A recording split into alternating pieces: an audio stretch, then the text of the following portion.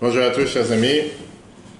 Nous continuons dans la quête, comme on a vu sur le sujet du cours, le judaïsme à la maison. On a commencé le premier cours, c'était il y a 3 semaines, qu'on peut revoir sur l'application Torah. Et aujourd'hui, ce qu'on va voir ensemble, c'est la nourriture de l'esprit. Qui veut dire, qu'est-ce que ça veut dire la nourriture de l'esprit? Quand le seul endroit où le judaïsme peut prospérer, c'est à la maison. En réalité, c'est ce qu'on va voir aujourd'hui, les différentes bénédictions qu'on a l'habitude de faire sur le manger, sur le repas. On va essayer d'élaborer ça dans les quelques minutes qui suivent. Du fait que, la dernière fois, on avait vu les bénédictions qu'on a l'habitude de faire le matin en se levant. Aujourd'hui, on va voir la suite. On a toute une série de bénédictions à faire quand on fait le matin. On va essayer de comprendre le pourquoi du comment. Pourquoi on fait ces différentes bénédictions, qu'est-ce qui se cache derrière, et surtout quel est le sens. Alors, ce n'est pas des bénédictions qu'on fait seulement le matin quand on se réveille. C'est des bénédictions qu'on peut être amené à les faire toute la journée. On va voir l'importance et le sens de chacune de ces bénédictions. La dernière fois, on avait expliqué les différentes bénédictions qu'on fait le matin quand tu te réveilles, que Dieu nous a ouvert les yeux, que Dieu nous a donné la possibilité de se bouger, de se déplacer. Bref, des choses que parfois on peut prendre comme si c'était indu. Et au contraire, par ça qu'on remercie le bon Dieu tous les matins, en est reconnaissant du fait que c'est loin d'être indu, c'est quelque chose pour lequel on a le devoir d'être reconnaissant. Aujourd'hui, c'est le deuxième dans la série. Si tu veux, c'est une série de 5 cours. Et c'est vrai que beaucoup de gens te demandent la question, comment ça se fait qu'il y a tellement de, pas restrictions, tellement de lois qui sont en rapport avec le manger. Et c'est ce qu'on va voir aujourd'hui. La Torah te demande qu'avant de manger quoi que ce soit, tu as le devoir de réfléchir. Pas par rapport bien sûr à kasher ou pas kasher, c'est pas les lois de kashrut qu'on est en train d'apprendre. Les lois des bénédictions avant manger, on a vu ça dans une autre série de cours qu'on peut revoir sur l'application Torah. Mais ce qu'on va voir aujourd'hui, c'est essayer de comprendre pourquoi il y a une certaine forme de bénédiction qui doit être faite en fonction de quand manger.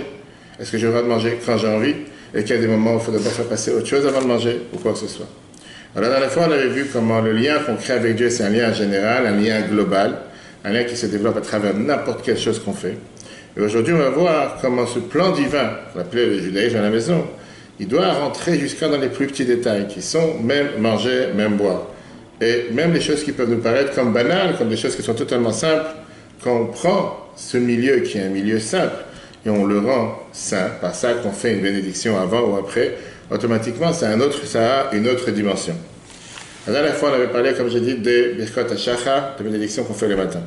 En règle générale, tous les matins on a l'habitude qu'après qu'on a fait les brachot, qui sont les premières bénédictions qu'on fait en se levant, on passe directement à la prière, shacharit. Mais l'idée elle est quoi? De s'attacher d'abord avec Dieu, avant de commencer à se soucier de ce que notre corps a besoin.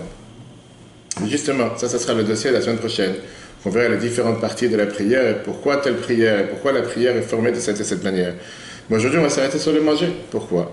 Parce que quelqu'un qui a faim, quelqu'un qui est pas tranquille, il ne veut pas manger en étant affamé. De peur qu'après, il ne va pas pouvoir se concentrer dans la prière et à la place, il va faire tout et n'importe quoi. Ça, c'est ce qui est écrit dans Shulchan Aruch, Chaim, le Siman 89 à la Chakat, qui fait que tu as le devoir de manger pour prier. Une fameuse phrase que le Rabbi rappelait sans arrêt dans Yom Yom, il faut mieux manger pour prier que prier pour manger. Quand tu te lèves le matin et tu dis j'ai très faim, moi je vais faire ma prière, je vais mettre mes tefilines, je vais faire quoi que ce soit et rapidement pour me débarrasser, maintenant je vais commencer la vraie journée, tu ne te concentres pas vraiment dans ce que tu fais. Par contre, quand tu te dis, tu sais quoi, faut mettre des choses à manger, que ce soit un café, gâteau, peu importe, on verra après les détails. Mais moi je peux prier tranquillement, je peux me concentrer dans ce que je fais. La prière elle a un autre sens, je ne suis pas en train de prier pour manger.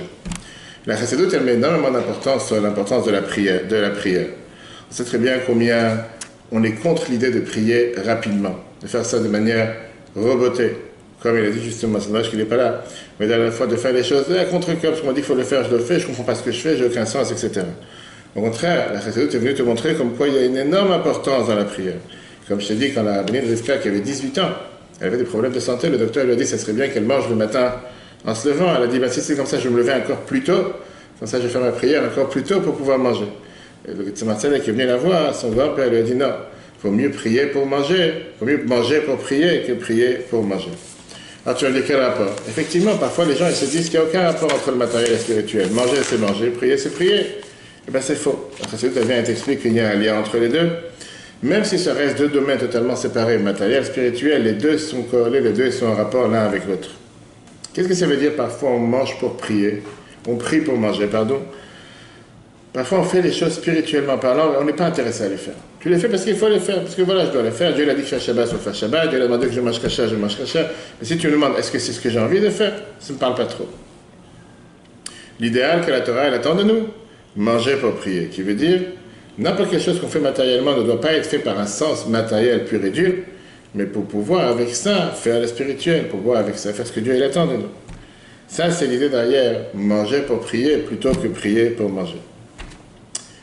Alors, puisqu'on sait très bien que parfois arrive des temps qu'on va manger avant la prière, c'est pour ça qu'on va voir aujourd'hui les différentes lois.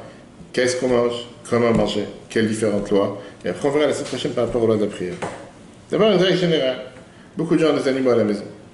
Beaucoup de gens ont des coqs, des poules, ou je ne sais pas quoi d'autre, ou des chiens, des chats, lapins, à savoir.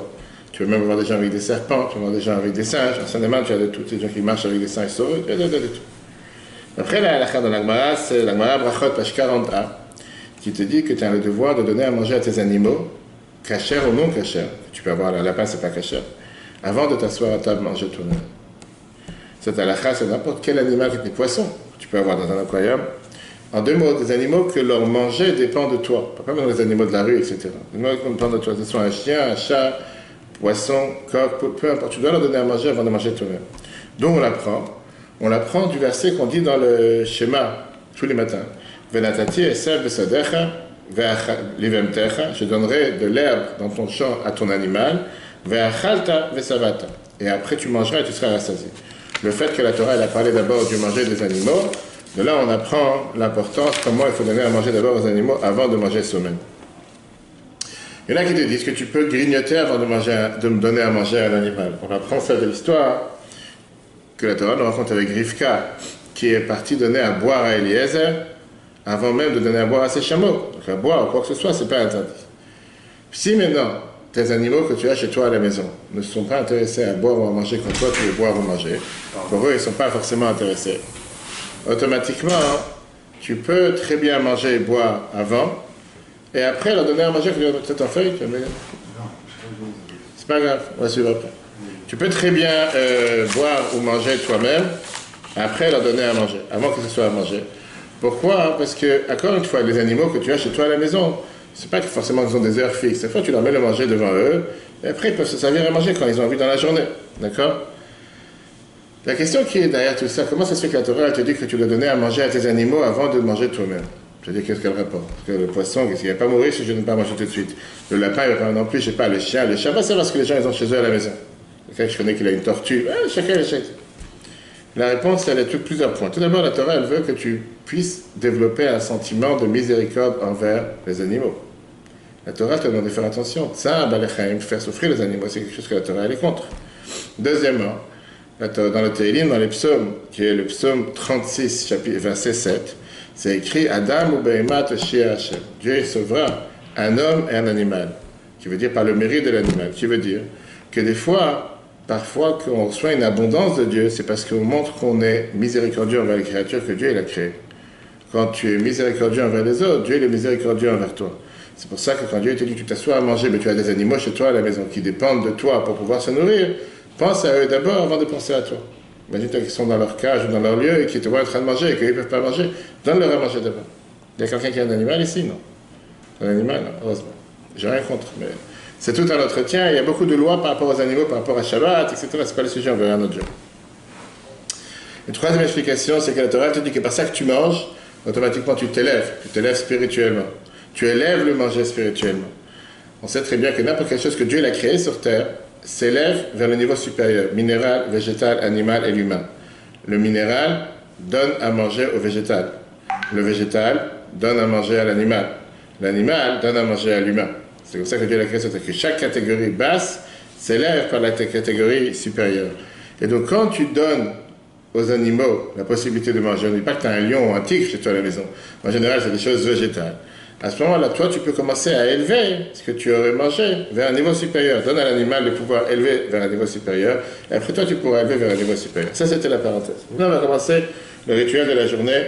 Pour ceux qui viennent d'arriver, on est en train d'apprendre la deuxième leçon dans le judaïsme à la maison, qui est le rituel du matin. Et aujourd'hui, on est en train d'apprendre la nourriture de l'esprit. Dieu, il attend de nous que chaque matin, quand on fait quoi que ce soit, quand on se lève, il y a tout un rituel qui est attendu de faire. En deux mots, comme tu sais que tu devrais avoir un rituel matériel, qui est le rituel de se laver les dents, je sais pas, de se laver la figure, de prendre sa douche, pareil, spirituellement, tu as tout un rituel. Première des choses, quand tu peux voir, on parle ici du lavage des mains. Le tilat yadayim en hébreu, se laver les mains. Qu'est-ce que ça veut dire se laver les mains? Pourquoi on doit se laver les mains? Quelle est la raison derrière se laver les mains? Combien se laver les mains? Quand se laver les mains? Alors, toutes ces centaines de lois, on ne va pas les apprendre aujourd'hui, mais un résumé, on va passer ensemble, et c'est ce qu'on fait tous les matins. La base, quand est-ce qu'on se lave les mains en général? Hein? Avant de manger. On mangeait quoi? Du pain. Du pain. Pourquoi avant de manger du pain et pas avant autre chose? Parce que la Torah considère qu'un repas, en général, c'est avec du pain. Une des raisons pourquoi les Israéliens mangent 3 fois par jour du pain, pour 4 fois par 5 fois, dans chaque repas, c'est du pain. La Torah considère qu'un repas, Seuda, c'est forcément avec du pain. D'abord, on doit avoir le pain sur la table. Tu ne veux pas te laver les mains et après aller chercher du pain. C'est une règle générale. Deuxièmement, où on se lave les mains? Cuisine. Pourquoi pas les salles de bain ou les toilettes? Est-ce qu'on peut se laver les mains dans les toilettes pour faire un métier, pour faire une bracha pour se laver les mains? Pas les toilettes, mais salle de bain. Je te demande. Oui, je te demande.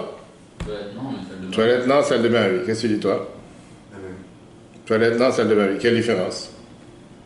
Les toilettes. Toilette, c'est les toilettes, salle de bain, c'est quoi?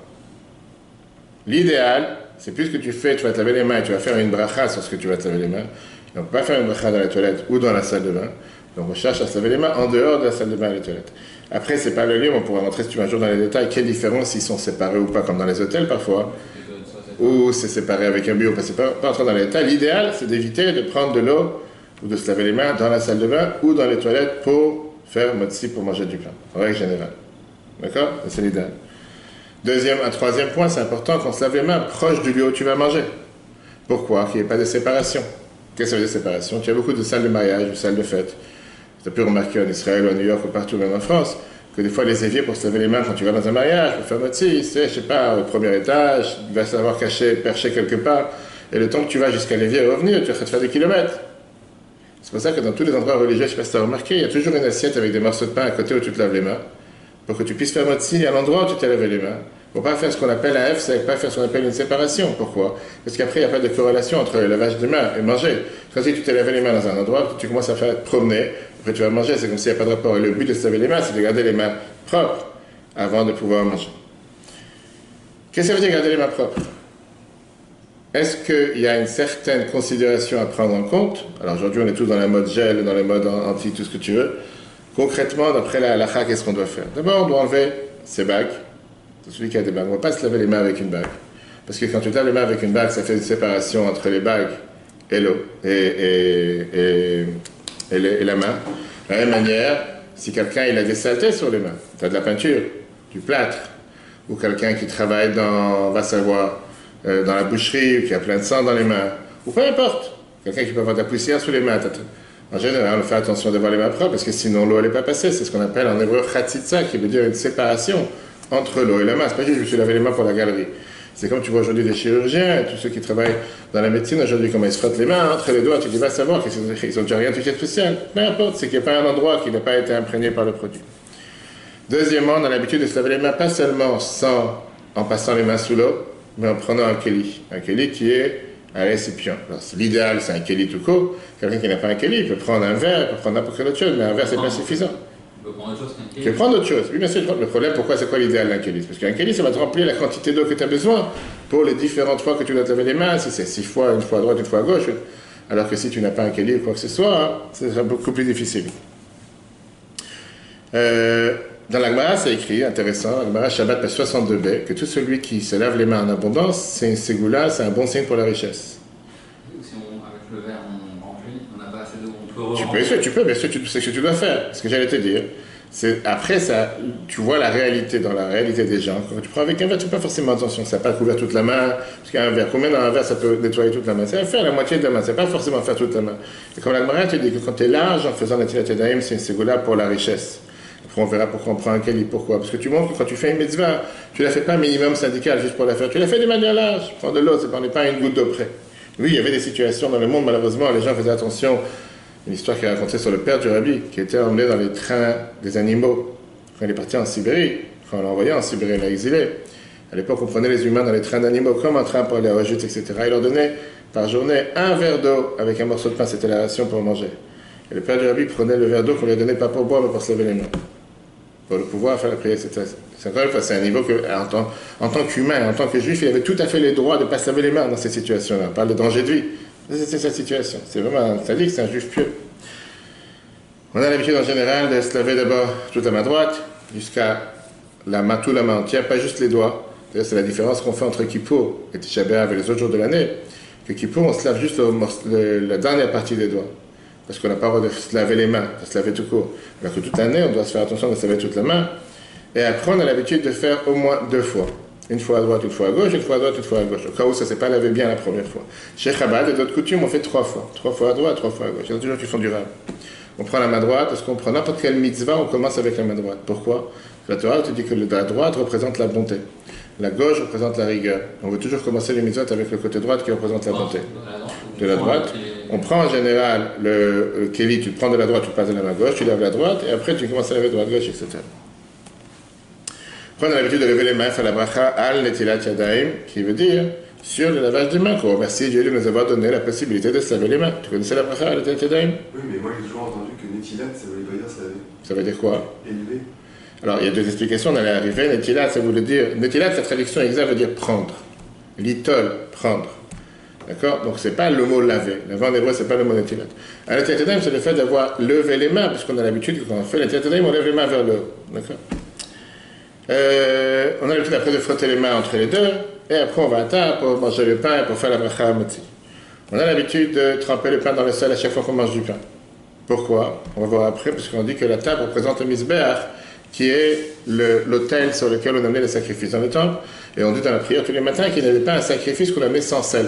Faut pas parler, non? Exactement. On évite de parler, on évite de parler. Parce que à partir du moment où tu t'es lavé les mains, on fait attention de ne pas parler ou s'occuper d'autre chose jusqu'à ce que tu as mangé du pain.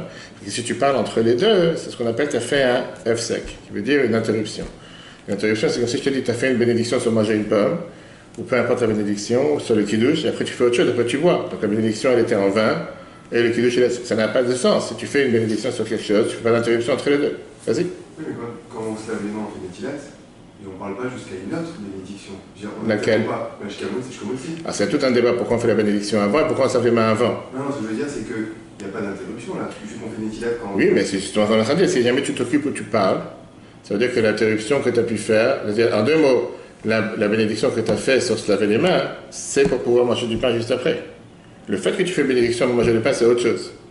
C'est pas juste pour faire la bénédiction sur le lavage des mains tout court. Donc ça doit être en rapport avec les deux. Si tu as parlé, il faut se laver les mains. Pourquoi? Pourquoi tout ça?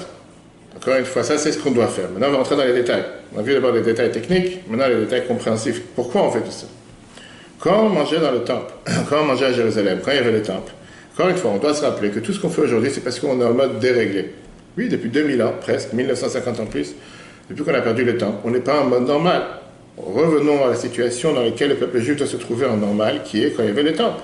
Au temps du temple, il y avait des mangers spéciaux qui étaient basés sur les céréales, que les Kohanim, les prêtres, mangeaient dans le temple seulement avec des mains pures, pour s'assurer que les Kohanim, un prêtre, ne faisait pas cette erreur. On a dit que tout celui qui voulait manger du pain pouvait le manger seulement avec des mains pures, ça veut dire des mains propres, en 2 mots, pures, il n'y a pas de... D'accord? Et donc, après on a rajouté, les Chachamim ont rajouté un renforcement en disant que ce n'est pas seulement pour les Kohanim, c'est pour n'importe qui. Et quand tu manges, tu dois avoir les mains propres. Alors c'est vrai qu'aujourd'hui, ça n'existe plus cette règle officielle, puisqu'aujourd'hui on n'a plus le temple numéro 1, et c'est écrit nulle part que tu dois manger avec les mains pures, et comme on te dit qu'on prie chaque instant que Mashiach arrive. Et tous les jours on te dit dans la prière, 18 fois par jour on demande que le Messie arrive. Si Mashiach il arrive aujourd'hui, automatiquement on devra tous être un minimum de pureté. Si Mashiach il arrive, on doit pouvoir manger du pain avec les mains pures. C'est la raison pourquoi on se l'appelle. Ça c'est la base. J'avais toujours entendu que vous n'avez pas les mains pour avoir les mains propres. Je ne parle pas de mains propres matériellement, je parle de mains propres spirituellement. Purifier les mains, d'accord? Comme on l'a dit tout à l'heure, même si quelqu'un il fait attention à ses mains et il sait très bien qu'il a les mains propres et qu'il n'y a rien de sale sur ses mains, néanmoins il doit se laver les mains avant de manger du pain. Par rapport à purification en termes spirituels, pas en termes matériels. Parce qu'avec l'histoire du Covid, il y en a beaucoup qui ont dit oui, mais chez nous on se lave déjà les mains, on fait netilat. Et moi on m'avait répondu non, on ne se lave pas les mains pour les laver. Tu as 100% raison. Il y a le lavage de mains pour être propre. Ça, c'est ce qu'on fait le matin quand on se lève du lit. Puisqu'on dit qu'en général, les mains, elles sont toujours occupées. Il va savoir dans la nuit où tu as pu te gratter, etc. Et après, il peut avoir... après, il peut avoir le deuxième... Comme ça, la deuxième option, qui n'est pas seulement par rapport au matin, qui est par rapport à manger du pain. Donc, quand je mange du pain, c'est quelque chose qui est totalement différent. D'accord? Donc, il y a deux choses. Il y a manger du pain et il y a le lavage à cause du matin. Deux choses différentes. Et ceux du matin, c'est pour être propre. Exactement. Clairement. Parce qu'on te dit que dans la nuit, quand tu as dormi, tu ne sais pas, tu as pu te gratter ou tu as pu mettre les mains dans les parties qui sont en général couvertes. Et donc, automatiquement, on te dit qu'il y a une autre lavage du main qu'on fait le matin, qu'on dit que quand on dort la nuit, on est un minima considéré comme mort, 1/60e qui va dans le ciel, et on dit qu'on se réveille le matin, toute l'impureté du corps part, elle reste seulement sur les mains qui étaient découvertes. C'est pour ça qu'on se lave les mains en se levant du lit le matin. Ça veut dire quoi? Ça fait depuis 2000 ans presque que le peuple juif se lave les mains depuis des millions de fois, parce qu'avec ça, on est en train d'exprimer chaque jour qu'on attend que le Messie arrive aujourd'hui, que ça se peut qu'on devrait manger du pain à côté du temple et avoir les mains pures. Donc encore une fois, aujourd'hui, ça n'existe pas puisque le temple n'est pas là. Mais néanmoins, on est toujours prêt. On est toujours prêt, c'est pour ça qu'on se lave les mains. Il y a un autre point important qui est le fait que aujourd'hui on vit dans une société qui est sociétale. Alors oui, c'est vrai qu'avec le Covid, ça a changé les règles de société, qu'on ne serre pas la main, on va savoir, mais si Dieu va savoir reprendre un jour. Et donc, on vous dit qu'au final, avant de manger, c'est difficile pour une personne de faire attention. Qu'est-ce qu'il a pu toucher, qu'est-ce qu'il a pu faire ou pas faire avec ses mains. Et donc, la Torah te dit que par ça, que tu te laves les mains avant de manger, ça te protège à toi, ça peut protéger aussi les autres. Et ça, c'est ce que la Torah nous permet, nous demandait de faire à l'époque, de se laver les mains sur le pain pour protéger les Kohanim, puisque les Kohanim n'avaient pas le droit de manger du pain qui était impur. Donc si tu t'es lavé les mains avant, automatiquement tu étais sûr qu'il n'était pas impur. Et Halakha te dit, de là on apprend toute une règle de société qui est qu'en termes de communauté, on est tous responsables les uns des autres. On veut tous s'assurer qu'il y ait des bonnes conséquences pour l'un comme pour l'autre. Ça, c'est base numéro 1. Base numéro 2 a un sens beaucoup plus profond. Ça, vous avez à l'intérieur. C'est la page numéro 4. Non, la page numéro 3. La Torah te dit que manger, c'est pas quelque chose de simple. Manger, ça fait partie de tout ce qui est le comportement de l'être humain. Qu'est-ce qu'on mange et comment on mange? Et automatiquement, c'est vrai qu'aujourd'hui, tu es dans une société où les gens font attention, régime, sans sel, sans sucre, sans gras. Ça, c'est la partie matérielle. La partie spirituelle, la Torah te dit qu'à part le partie matérielle, le manger, c'est aussi une partie spirituelle. Quel rapport avec la partie spirituelle? Le Zohar te dit qu'on doit s'armer avec une épée avant de manger. Quel rapport avec s'armer une épée avant de manger? Parce qu'il te dit que le manger en hébreu, lechem, le pain, ressemble au mot lochem, qui veut dire un guerrier. Oui, parce que parfois, quelqu'un en mangeant peut devenir la plus grossière sur terre, peut descendre dans les niveaux les plus bas. On voit ce que le monde est subi depuis 3 mois à cause que quelqu'un a mangé une certaine chose, si c'est vrai ou pas. Et de l'autre côté, on te dit que parfois, par le manger, quelqu'un qui mange du manger raffiné, ça peut élever une personne. Et parfois, en mangeant du manger grossier, tu peux rabaisser une personne. Mais aujourd'hui, on ne va pas parler de pourquoi, point de vue spirituel, parler de comment on mange. Qu'est-ce que ça veut dire comment on mange? On ne parle pas maintenant de ce que tu dois avoir des protéines et tout ce que tu veux, ça se fait aller voir un diététicien pour ça.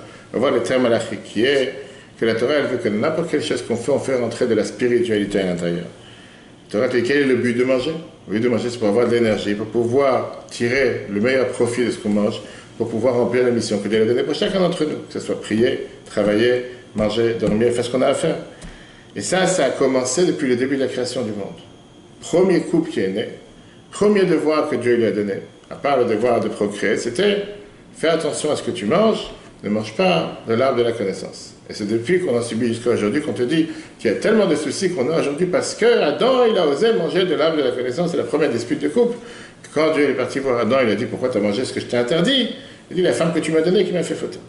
Et là on a appris comme quoi il a renié le bien qui a été fait avec lui parce qu'on lui avait demandé une question qu'il aurait pu clairement dire c'est moi qui ai voulu, à la place il a dit c'est la faute de ma femme. Depuis qu'Adam et Ève ils ont mangé de l'arbre de la connaissance, on a eu ce débat et ce choix de pouvoir faire la différence entre le bien et le mal. Un choix quotidien que nous avons à faire quotidiennement. À chaque fois qu'on va s'asseoir à manger, on a le choix de choisir est-ce qu'on va tomber dans notre tentation, dans nos désirs matériels, qui ne sont pas forcément les meilleures des choses que Dieu il attend de nous de faire, ou bien on va essayer en 2 mots, est-ce que c'est le manger qui va nous contrôler, ou est-ce que c'est nous qu'on va contrôler le manger?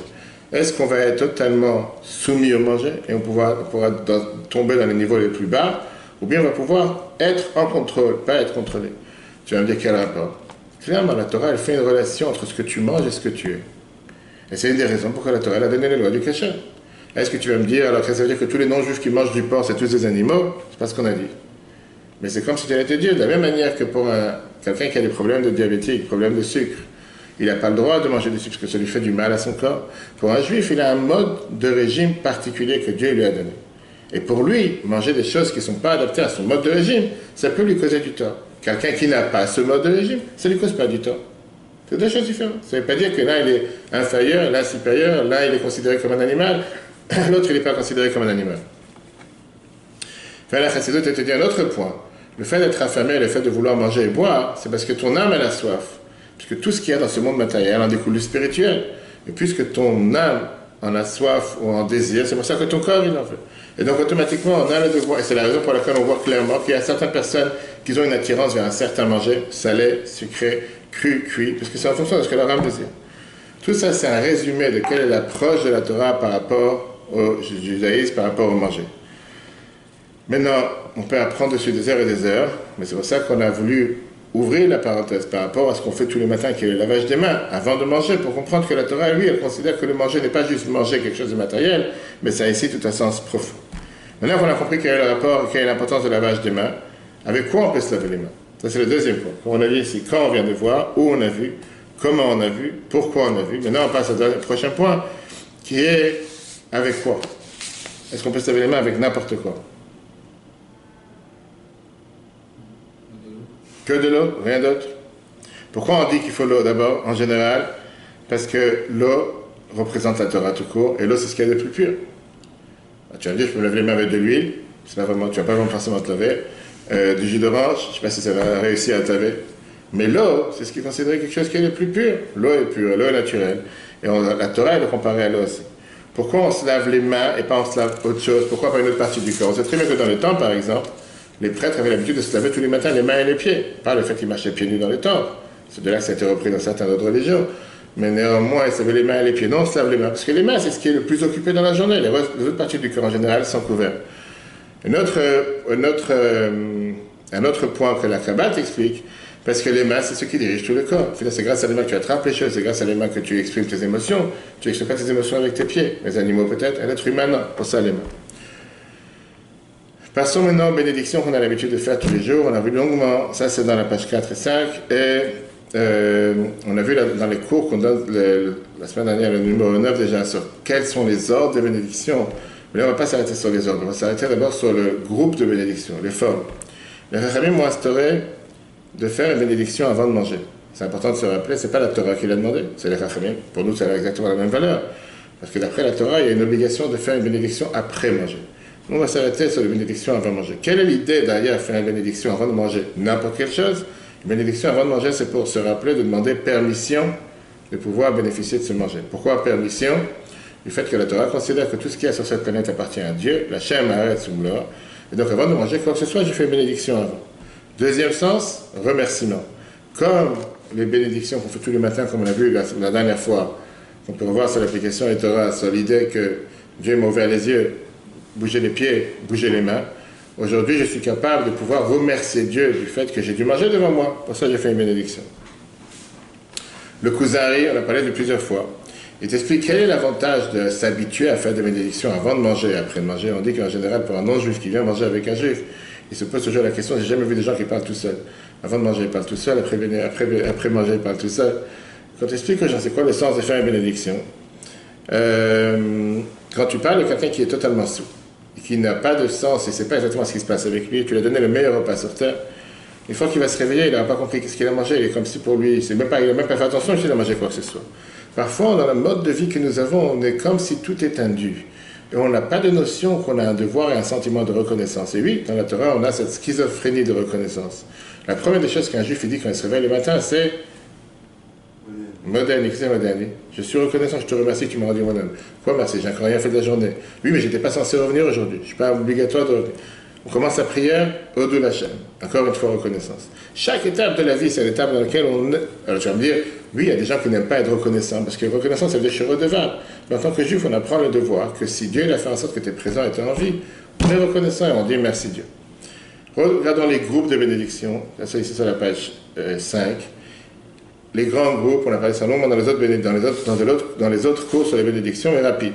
Première bénédiction, c'est les fruits de l'arbre, Boré Priaetz, sur tout ce qui est les fruits de l'arbre. Sur les légumes et sur les fruits qui ne poussent pas sur les arbres, Boré Priadama, les fruits de la terre. Tout ce qui est les pains, pâtisseries, etc., à part le pain qui est fait à base d'eau, tout ce qui sont les céréales, les 5 céréales, le blé, l'orge, seigle, l'avoine, l'épeautre. En ce moment-là, on fait boré minem mezonot, base de céréales. Pain ou matzah fait un motzi, lechem minaretz, qui a fait sortir le pain de la terre. Le vin ou le jus de raisin, boré priagafen, c'est la seule boisson que Dieu a sortie, en a fait une bénédiction particulière. Et n'importe quelle autre chose, qui sont tout ce qui est ni terre, ni céréales, on fera tout ce qui est mer, tout ce qui est vent, qui sont champignons, ou tout ce qui est autre chose, on fera chez Akol, Nia, Bidvaro. D'accord? Ça, c'est les différentes lois de bénédiction. En règle générale, quand tu as mangé du pain et tu as fait un motzi, tu n'as pas besoin de faire aucune autre bénédiction. Pourquoi? Parce qu'on dit que la bénédiction à motzi a rendu quitte toutes les autres bénédictions. Et c'est une des raisons pourquoi les gens, des fois, ils se lavent les mains en mangeant du pain. Comme ça, ils sont quittes. Je n'ai plus aucune bénédiction à faire. Toutes les bénédictions que je devais faire sont incluses. La seule chose que tu dois faire, c'est Birkat Hamazon à la fin. Comment on fait bénédiction avant de manger? La première des choses, il faut s'assurer que le plat est devant toi.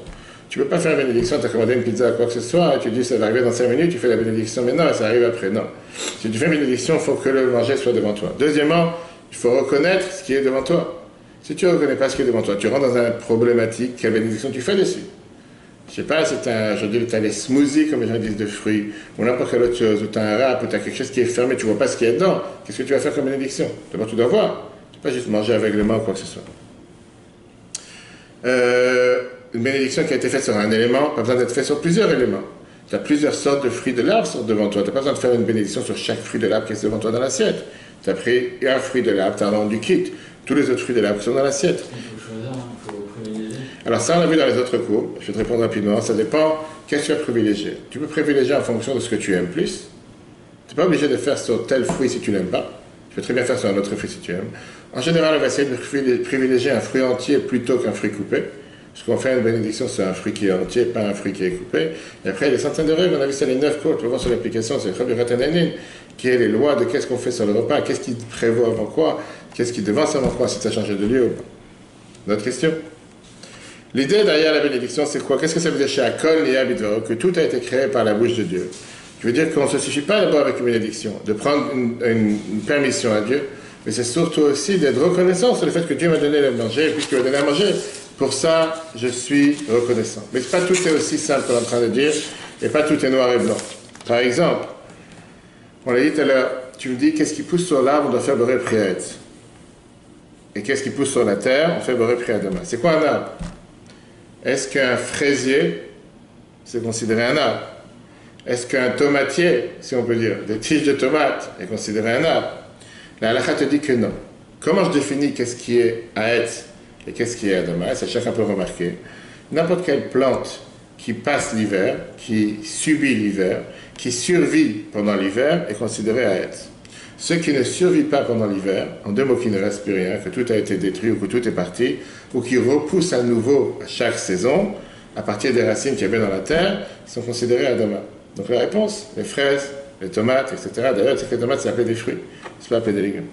Les fraises, puisque c'est quelque chose... Alors même si aujourd'hui, tu veux dire, tu peux trouver des fraises toute l'année, peu importe. Le fait que pendant... qui est sur la terre, peut-être il disparaît, et qu'après, quand arrive l'automne, il recommence à pousser, c'est pas considéré un arbre ou quoi que ce soit. Et tu as comme ça sur n'importe quel autre type de fruit que tu peux essayer d'imaginer au devoir. Il y a des guides de bénédiction. Quelqu'un m'a demandé cette semaine justement d'envoyer un guide de toutes les bénédictions qu'on peut faire. J'ai envoyé. Un autre détail important quand on parle de manger, qui est le repas de l'esprit. On a vu aujourd'hui la nourriture de l'esprit, c'est tout ce qui est lait et viande. Pas seulement que la halakha te dit de faire attention de ne pas mélanger le lait et la viande dans le même repas, on doit aussi s'assurer qu'il y a un laps de temps qui est passé entre les deux, qu'entre le lait et la viande il y a un certain temps. Alors après la viande, on évite de manger du lait 6 heures, ça on ne discute pas. D'où est l'idée, c'est écrit dans la Gemara, du fait qu'on a peur que peut-être il y a des résidus de viande qui restent dans les dents, ou que tu as des reflux de viande qui reviennent, ça on attend. Donc si tu as mangé un sandwich de viande en général, à 3 heures de l'après-midi, tu dois attendre jusqu'à 9 heures du soir pour manger quelque chose de lait. Par contre, si c'est le contraire, si tu veux manger de la viande après le lait, on doit d'abord s'assurer qu'il n'y a pas de laitage qui est resté sur nos mains. On peut manger quelque chose qui n'est ni lait ni viande, boire un verre d'eau, se laver la bouche, et après tu peux manger de la viande. Ça, c'est pour une certaine avis. Chez Chabad, on attend comme le Zohar dit qu'il faut attendre 1 heure entre le lait et la viande. Mais la majorité des gens ont l'habitude de se suffire avec une simple séparation, comme j'ai dit. Se rincer les mains, se rincer la bouche, et après, ils peuvent manger de la viande sans problème. Par contre, quand tu manges du fromage dur, ou bien du fromage vieux, on ne va pas dire du fromage véreux, j'ai oublié le nom, là, le fromage vieux, le Roquefort, bref, les fromages qui sont très anciens. Pareil, certains te disent que tu devrais attendre le même temps que tu attends pour la viande, parce que ça prend beaucoup plus de temps pour digérer, ça prend beaucoup plus de temps pour passer. On te dit que ça, c'est en général pour du pain maison, ou bien pour du fromage suisse. Des fromages qui sont vraiment de confinement, pas de 1 mois ou 2 mois, qui sont déconfinés, va savoir, des fois tu vois qu'ils vont dans les caves et qui tapent encore avec un marteau d'un côté ou de l'autre et qui retournent sur un autre côté. Tu vas savoir combien d'années il est en train de moisir ce fromage dans cette bulle et après tu sais c'est ce qu'on te vend le plus cher. Comme j'ai dit, d'après le Zohar, on a l'habitude d'attendre 1 heure après le fromage jusqu'à la vente. Terminons avec le dernier point aujourd'hui, qui est ce qu'on a vu tout à l'heure par rapport à la table. Ça, c'est ce dernier point, le presque. Le lait, la viande, on a vu. La table en tant qu'hôtel, il y a pas vrai à la suite. On a vu tout à l'heure que c'est la raison pour laquelle quand on mange, on a l'habitude d'abord de s'assurer d'avoir des invités. C'est une qualité dans le peuple juif. On ne peut pas forcément chaque repas du jour. On parle en général, dans une maison juive, on a l'habitude d'avoir des invités. Quand c'est possible. Deuxièmement, de dire des paroles de Torah. Quand on mange, et c'est la raison pourquoi on fait les Birkat Amazon, puisqu'il y a des paroles de Torah à l'intérieur, que ce ne soit pas juste manger pour manger, parce que c'est toujours intéressant de manger, comme je dis, manger en apprenant.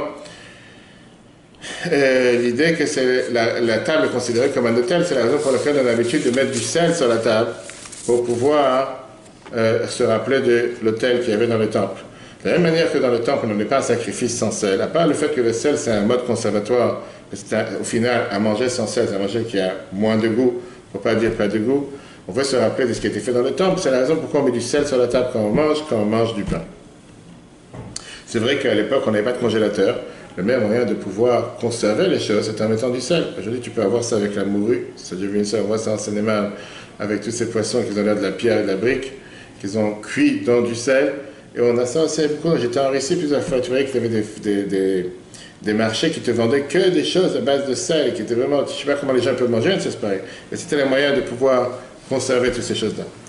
Maintenant, malgré que ce n'est pas seulement suffisant de mettre du sel sur la table, c'est bien de tremper le pain 3 fois dans le sel. Je vais dire pourquoi tremper le pain dans le sel et pourquoi pas jeter du sel de l'huile. C'est-à-dire, après la Kabbale, le sel représente la dureté divine. Qu'est-ce qui est amer?